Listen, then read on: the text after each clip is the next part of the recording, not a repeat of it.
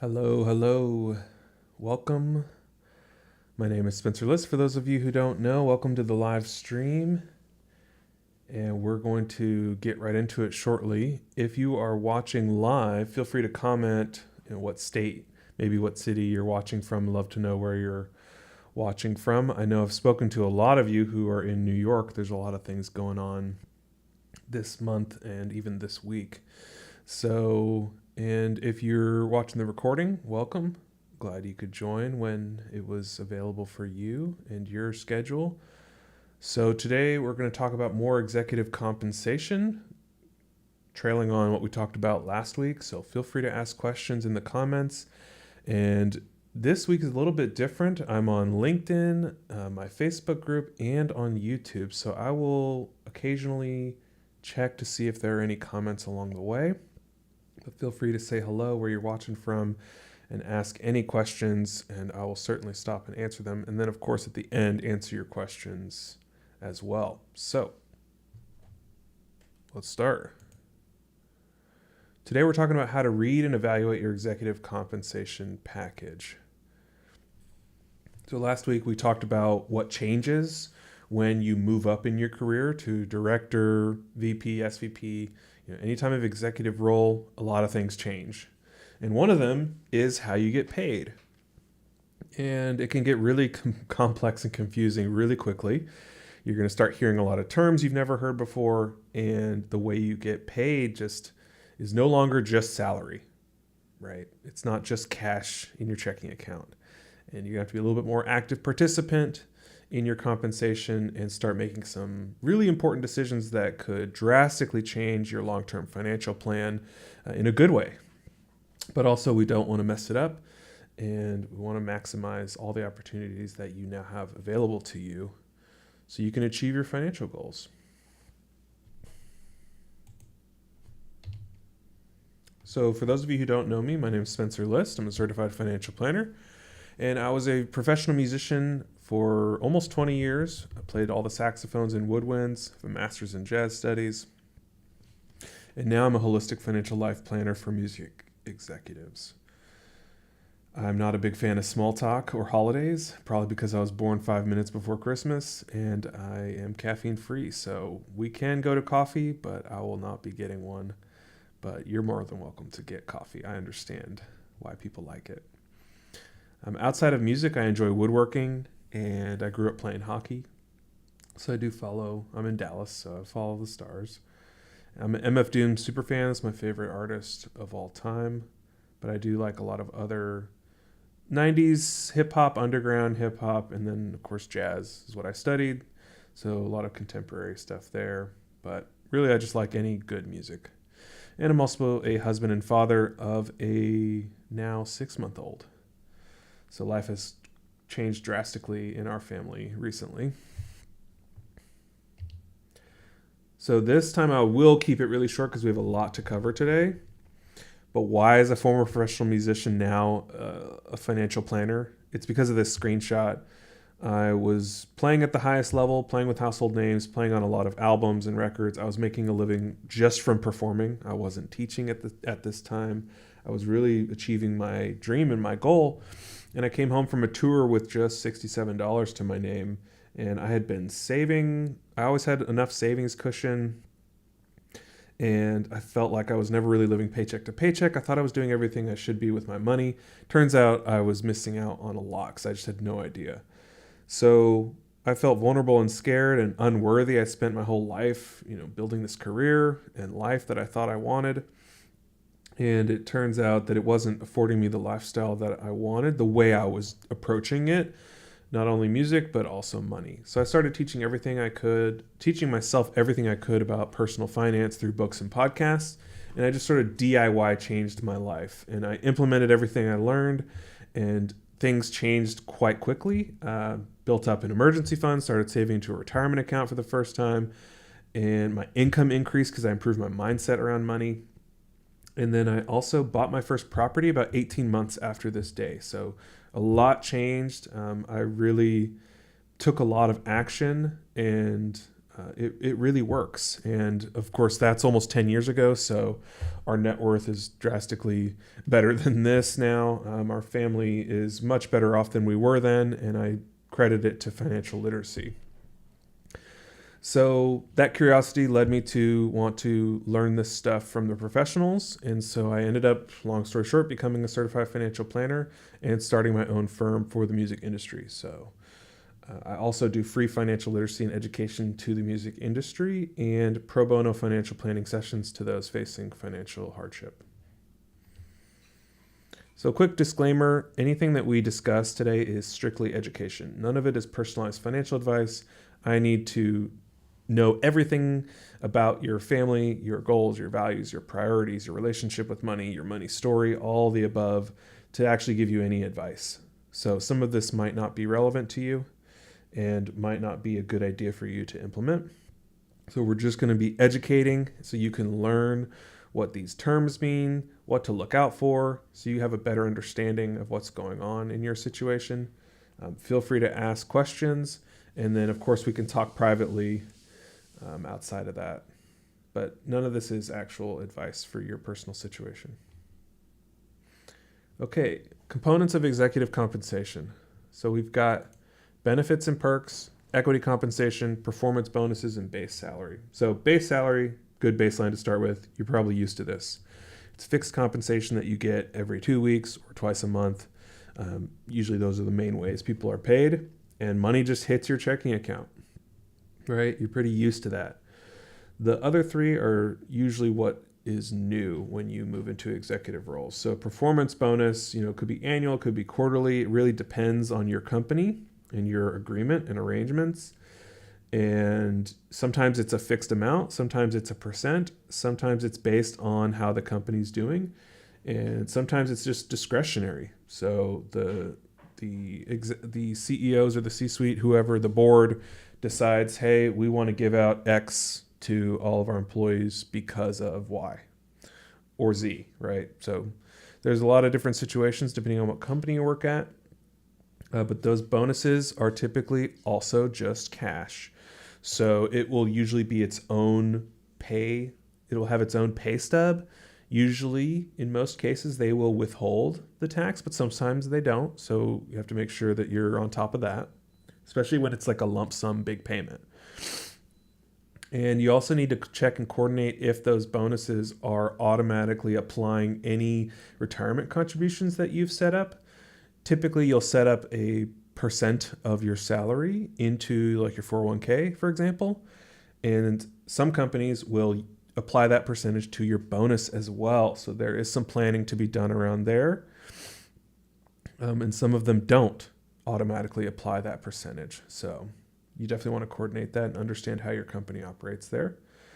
Equity compensation. So this is in most cases very new if you're now an executive. So RSUs, ISOs, NSOs, ESPPs. I'm going to talk about all those.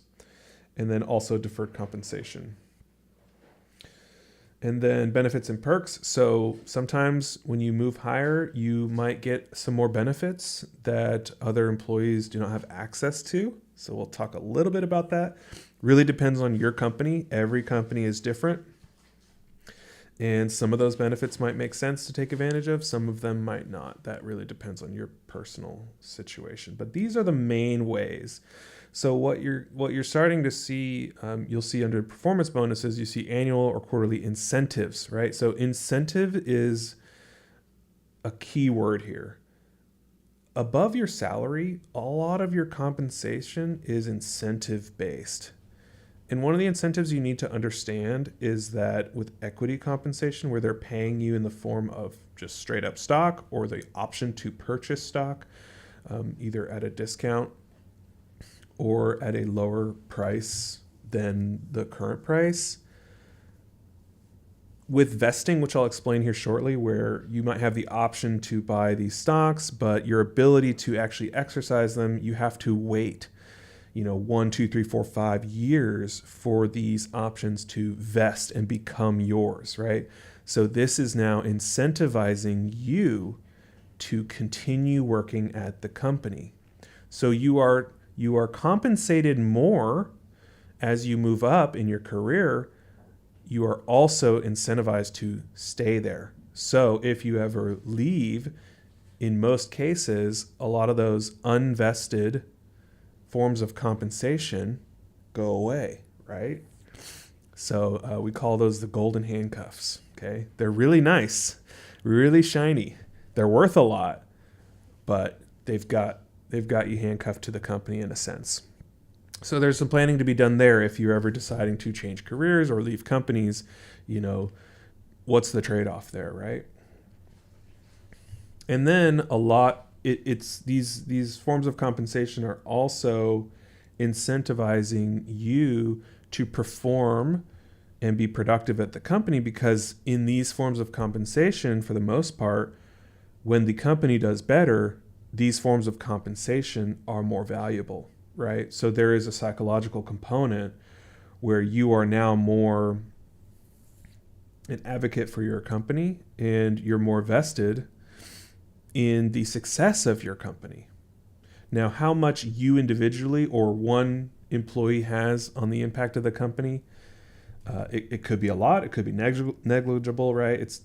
I don't necessarily recommend having that mindset, but just understanding some biases and psychological factors that might be at play with some of this compensation, right? When it's salary, it's just cash. Like we can see it, it's black and white. It's I work, I get paid, right? All these other forms of compensation changes a lot of that mindset around your income. But you must remember that all of this is still your compensation. This is how you are paid for the work you do. It's just coming in different forms.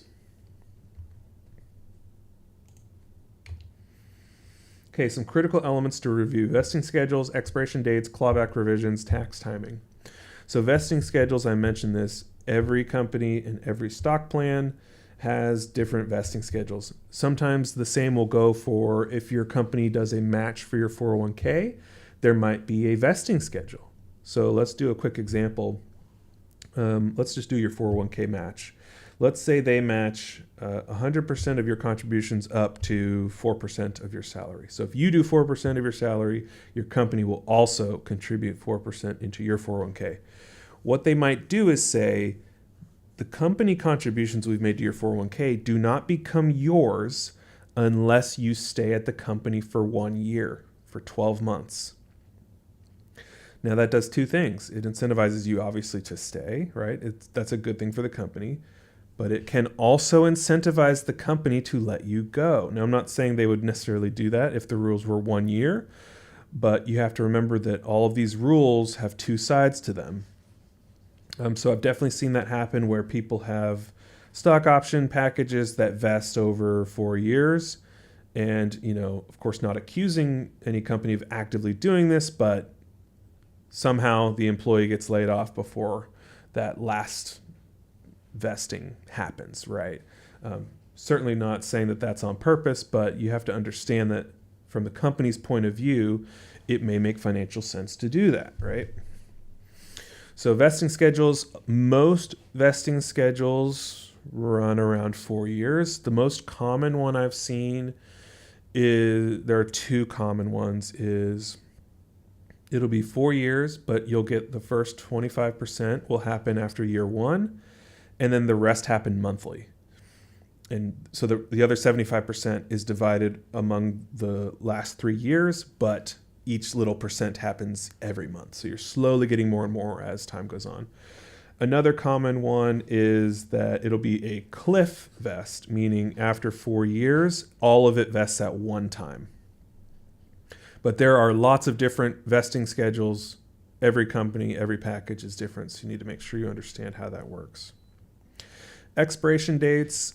So I don't have this on here. This says many stock options expire 90 days after departure. So if you are laid off or you change companies, you definitely want to understand what your stock options are at that point. Mainly the vested portions. You might have to take some action in the next 90 days. The more important expiration date is when you get stock options. Typically, what that means is once the stock option has vested and becomes yours, the next action you can take is to exercise that option, meaning you're declaring that you would like to purchase that stock at that, in most cases, lower stock price than what the stock is that day. And when you exercise, you have now purchased the stock. And the next step after that would be to either hold or sell. So at the expiration action, you have typically 10 years in most cases to exercise. If you wait longer than 10 years to exercise and say, hey, I would like to buy this at this price you said I could buy it at, then it expires and no longer exists. But there are some other expiration dates as well that you should understand. Clawback provisions. So this could be a situation where you are given a signing bonus when you start at a new job, but you have to stay there at least 12 months or longer or less, depends on what you negotiate, right? And so a clawback would happen if you violated that, right? You left or they fired you before that period, then you might owe some or all of that bonus back, right? So you definitely have to check for clawback provisions. And then tax timing, this is where it gets really complex. It depends on the stock option or the deferred compensation. And when RSUs vest versus other stock options, when they vest, there are different tax implications for all of them. So you definitely want to have tax estimates done throughout the year. You want to be tax planning and be on top of that, because we don't want to let the tax tail wag the dog, meaning we don't want the taxes implications to drive the decisions we're making financially. But when you're at a higher income level, the taxes can get pretty steep.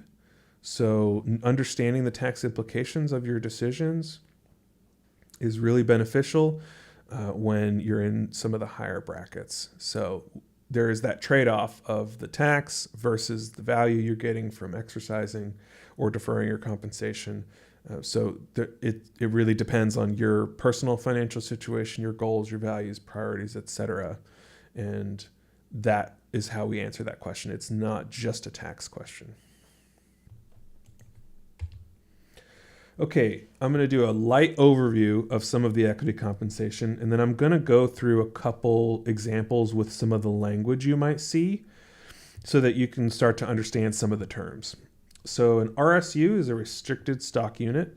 An ISO is an incentive stock option. An NSO, or I usually call them NQSOs, is non-qualified stock options. And then ESPP is an employee stock purchase plan. So I'm actually going to start on the right with the ESPPs, because this is actually the more common one, especially if this is usually the first equity benefit that comes into play as you move up in your career. It's more common and it's very simple. You basically get, typically every quarter, an opportunity to purchase your company's stock at a discount. It could be 5%, 10%, 15% discount. There are rules typically around that. I've seen situations where you get a bigger discount if you hold the stock for a longer period of time, where they force you to hold it longer. So if you want a bigger discount, that's not always the case. But basically what happens is you're able to purchase the stock today at a steep discount, which is a nice benefit to have. There are a lot of planning strategies you can do with that. Whether you hold or sell really depends on your financial plan. And then there are blackout periods where your company will not let you sell, because since you work at the company, they don't want you making purchase or sale decisions on the company stock when you technically have insider information at the company. So you have to work around those blackout periods of when you can sell those stocks. And then, so it is simple as a concept of purchasing stocks at a discount, but to get the benefit of this discount from a tax perspective, there are some complicated rules on holding periods. I won't get into that today, but I've talked about that in the past, and I will certainly talk about it again. The next most common is the one to the left, which is RSUs, restricted stock units. And what this means is your company basically offers you stock that vests at a certain point, And when the stock vests, meaning it becomes yours, basically you're not choosing to exercise the right to buy the stock. You are just getting the stock at that date. And it is now yours to either hold or sell whenever you want. And so with RSUs, when those vest, you are taxed that day. And I don't mean you have to pay the IRS that day. I mean, on your tax return that year, you will show, let's say you had $5,000 worth of RSUs vest in February or March this year. That amount, regardless of whether you hold or sell and the stock goes up or down, the day that you got that stock, the value was $5,000, that is added to your taxable income that year. So you are paying taxes in that year on that amount that you vest the stock. Okay. And then ISOs and NSOs, these are options, right? Incentive stocks have a little bit more tax potential benefits, and non-qualified not as much. But these give you the option where you have the choice to purchase stock at a certain price that may be advantageous, okay? There are a lot of rules around them. You want to navigate them appropriately, but your company may offer them to you, and they can be a super amazing financial planning opportunity for you and your family. Some red flags and common pitfalls. So in most cases, a lot of the decisions you made, you can't really go back on them, right? So we want to make sure that you are confident in your decisions, you understand how they affect your financial plan, and that you are making the right decisions for you and your family with the knowledge that you have. AMT surprises. So a lot of people don't know about the alternative minimum tax. This is usually only triggered from incentive stock options. It's a little bit more advanced than today's live stream.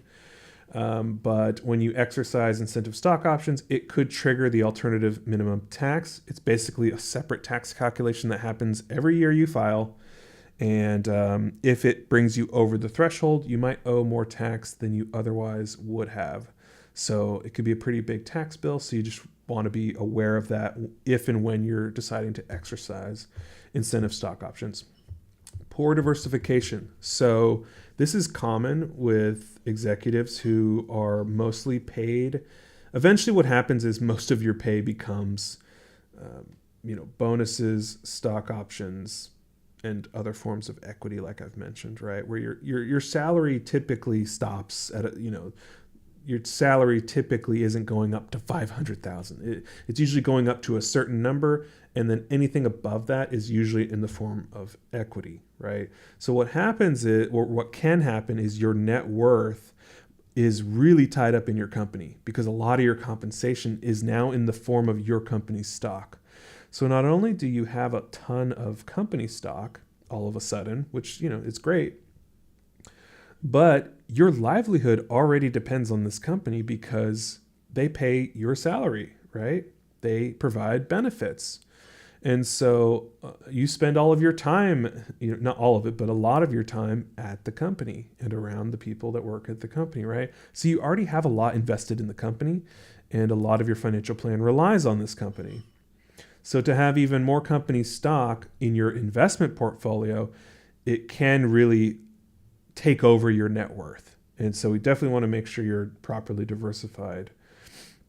And then short exercise windows. So this is just for if you leave. You just want to make sure that you're on top of that if a layoff or company or career change happens. Questions to ask before signing. So timing, tax questions, exit questions, documentation questions. So when do your bonuses happen? Are there blackout periods for selling equity? Can the vesting accelerate under certain conditions? So there are cases where a death or disability could accelerate vesting. There's all kinds of things that could happen. And your package should detail all of those things. It just might be in the fine print. So either you need to read it or hire a financial planner to read it for you. Tax questions. So how will all of it be taxed? This is where a financial planner and a CPA working in tandem can really help you here. It can get really complicated really fast. Opportunities for tax planning, the answer to that is always pretty much yes.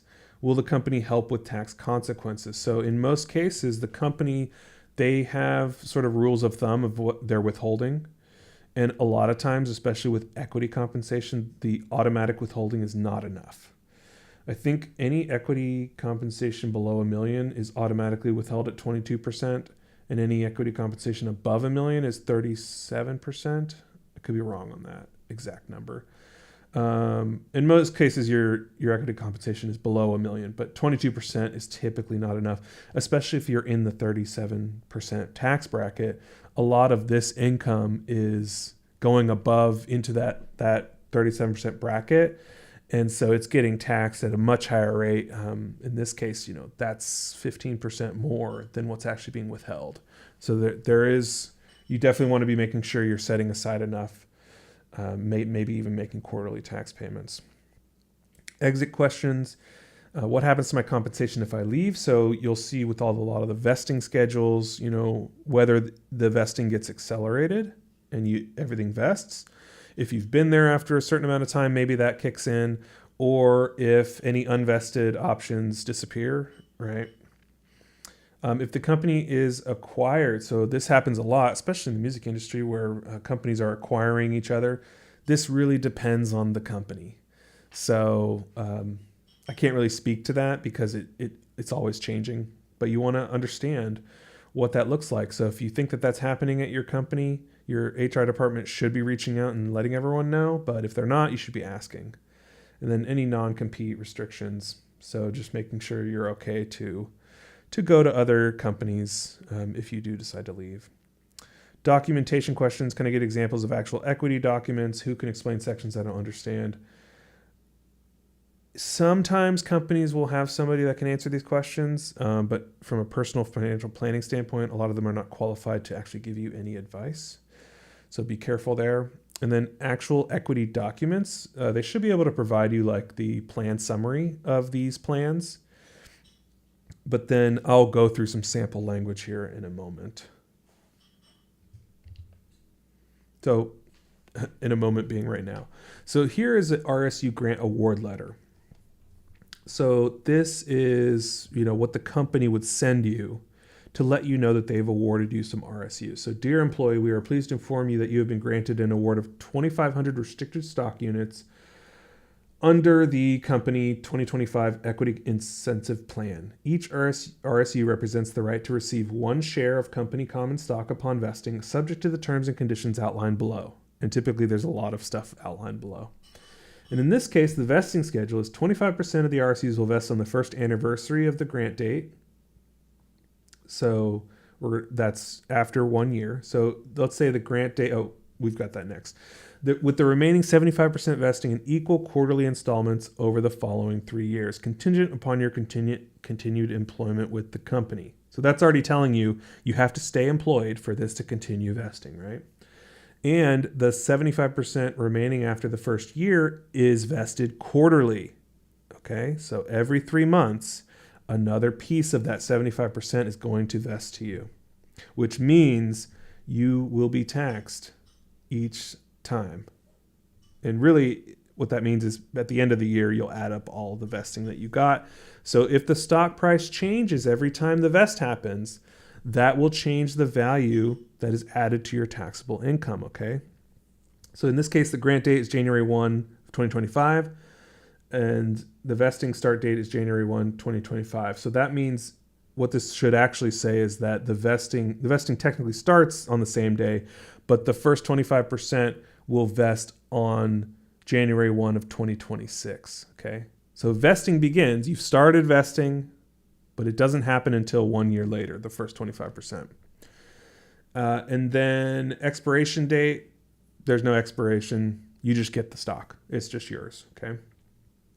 And then you have to decide if you want to hold or sell. So that's a situation where you need to have a financial plan and you need a strategy around what you're going to do with those RSUs. And then typically they will withhold a certain amount. So we want to make sure that we might need to be withholding or setting aside more money for taxes on these. Okay, some samples from an employee stock purchase plan. So you are currently enrolled in the company 2025 Employee Stock Purchase Plan. ESPP is the acronym. This plan allows you to purchase shares of company common stock through post-tax payroll deductions. So you have to do it through your payroll, right? You have to tell them how much do you want to do this every quarter, usually in advance, and they'll do it for you, okay? So you can do up to 10% of your compensation. A lot of times they'll have limits, like dollar limits that you can do. This is just a random sample, so it's not real. And the offering period for this is the first half of the year, January 1 to June 30th of 2025. And the purchase date will happen on June 30th. So in this case, they do it twice a year. Every 6 months, there's an offering period, and the purchase happens at the end of that period. The discount rate is 15% off, and it's 15% off the lower of either the price when they first offered it to you, January 1st, or June 30th. So regardless of what the stock does, the discount price will be based on the lower of those two dates, whatever the stock price was that date. Share limit up to $25,000 worth of stock per calendar year. So that's the limit. It's an IRS limit, right? So you can only do so much of this per year. And then I'm not going to go into the details of holding periods, but there are rules around this for tax treatment to get the favorable taxes. Okay, but this is some of the language that you should understand when you see this. Deferred compensation. So this is a very complex one, but this is one where you have enrolled. So you might see some stuff like this. You have elected to defer a portion of your 2025 compensation through the company non-qualified deferred compensation plan. Your elections are you elected to defer 60% of your bonus and 10% of your salary for this year. The deferral period, the distribution is scheduled to begin in 10 years on March 1st, 2035, and you want the payout of this money to be in 5 annual installments, okay? So what typically happens is, well, I'll read the rest of this. Deferred amounts will be notionally invested in a range of market-based funds selected by the plan sponsor. Earnings will accumulate on a tax-deferred basis. Please note, deferral elections are revocable after the end of the year and subject to Code Section 409A distribution rules. So I've talked about deferred compensation. I have a lot of blogs about this, but I'm not going to go into the details of how deferred compensation works. But I will say in this case, you can see that we've deferred some of our bonus, most of our bonus, some of our salary, and we want this amount, which will grow over the next 10 years, to pay out starting in 10 years, but they will divide that up into 5 annual installments, okay? So it's not all happening at once in 10 years, okay? So this could be a situation where someone is wanting to pay for their children's school, and they know their child is going to start school, in 2035. So they want the payments to start in March, and, they got to pay tuition a few months after that. And so for the next 5 years, they've got these payments coming out that grew over time, right? So there's a lot of strategy and financial planning of why you would do something like this, but this is some of the language that you will see when you've made these options. So what it looks like if it goes wrong, failing to plan ahead for your comp package can lead to these painful scenarios. You neglect your equity, you just let it sit, or you just don't understand the taxes around it, and you just get this huge tax bill and you have no idea why. You might lose value because you didn't understand how the vesting worked. And then deferred compensation, if you don't have a plan, you might miss out on some of the opportunities you had by doing a deferred compensation plans. A lot can go wrong, a lot.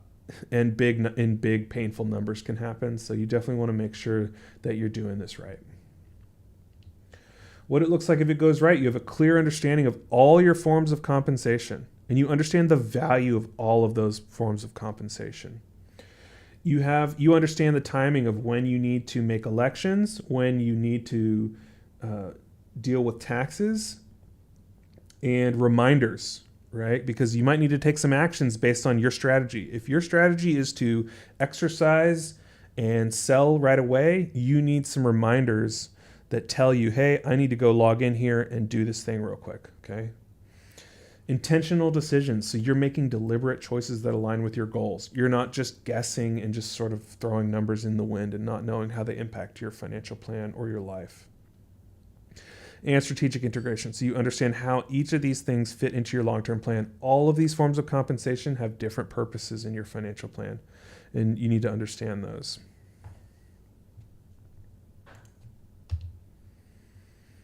So a quick case study, really high level. So problem, newly promoted VP at a major label accepted RSUs and deferred compensation without proper review. Within 1 year, they triggered AMT, the alternative minimum tax, missed a critical vesting window, and had no liquidity strategy in place. So we performed a comprehensive review of their compensation structure, and we identified immediate tax liabilities and missed opportunities for optimization. And then we restructured the deferred compensation arrangements. We implemented a proactive tax planning strategy and developed a comprehensive equity management plan with clear vesting and liquidity milestones. So this person went from having no clue what's going on, feeling very stressed and confused, to understanding exactly what they're getting, what decisions they're making, and what value it's providing to their life.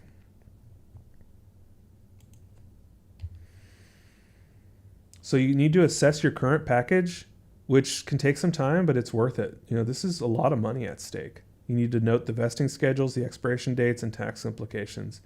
You need to develop a strategy for all of these. And then seek professional help. In most cases, I would say most executives don't have time to understand all of these things. And so having a professional who can quickly evaluate your situation and educate you and help you make decisions is far more valuable than the cost. I do have an executive comp checklist. If you want, you can go to my website. I'll show you that in a second, motiveplanning.com, and search executive comp checklist.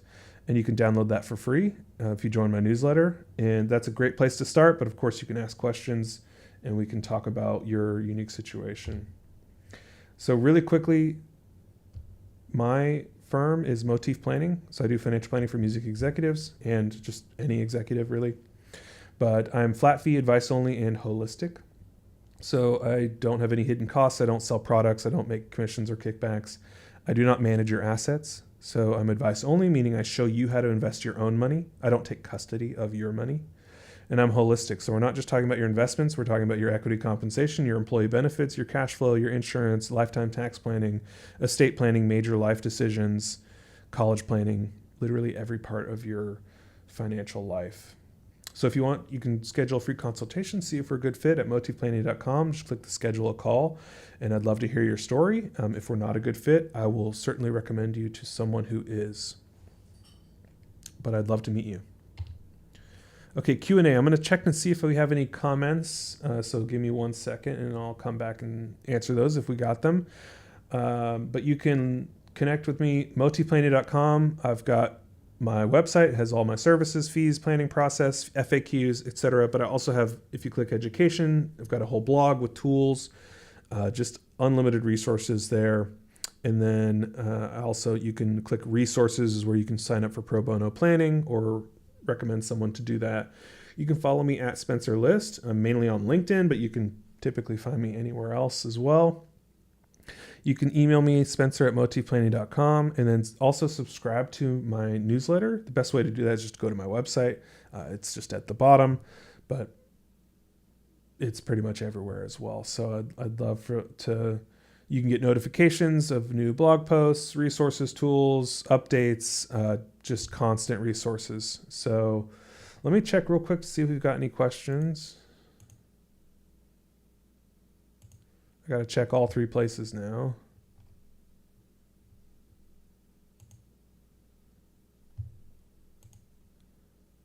Okay.